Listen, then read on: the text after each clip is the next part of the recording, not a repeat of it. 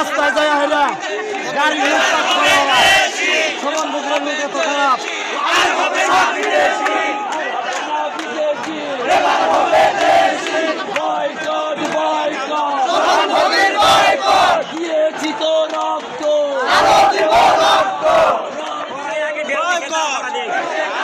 মধুপুরবাসী চায়, সাধারণ পাবলিক চায়, মধুপুর স্থানীয় সন্তানকে চায়। সাধারণ মানুষ এখন পর্যন্ত মধুপুর স্থানীয় কোনো এমপি পায় না। এই বিধায় মানুষ মধুপুরের মানুষ প্রতিটি মানুষের মনে